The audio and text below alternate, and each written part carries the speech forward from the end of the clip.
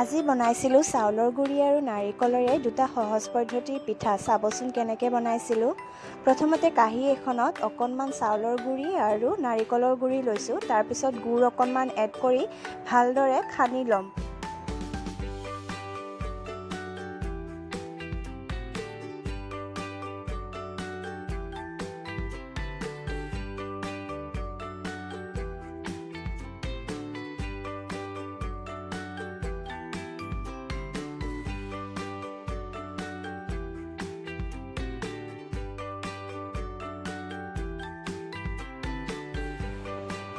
তাৰপিছত ৰৈ যোৱা নাৰিকলৰ পানীখিনিৰে অকণমান সানি লৈ এইখিনি মিক্সাৰখিনিৰ ডো এটা বনাই ল'ম।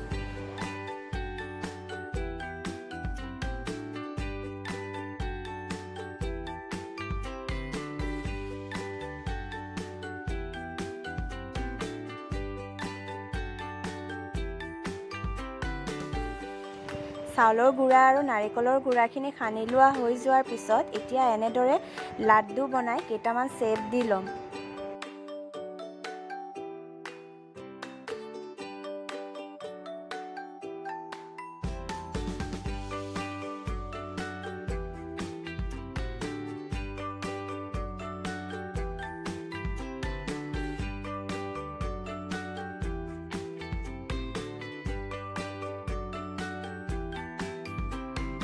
মই এনেকৈ ৰাউণ্ড শ্বেপ এটা দিছোঁ আৰু এটা জোনৰ নিচিনাকৈ শ্বেপ দিছোঁ।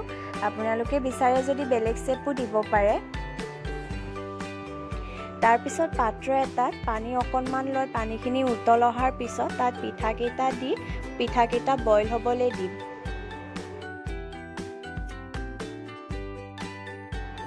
তাৰপিছত কেৰাহী এখনত তেল অকণমান দি পিঠাকেইটা ফ্ৰাই কৰি ল'ম।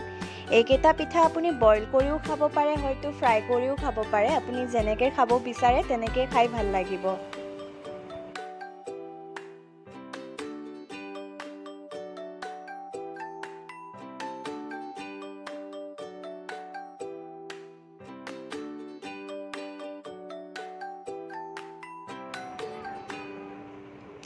এইফালে পিঠাকেইটাও বইল হৈ গ'ল।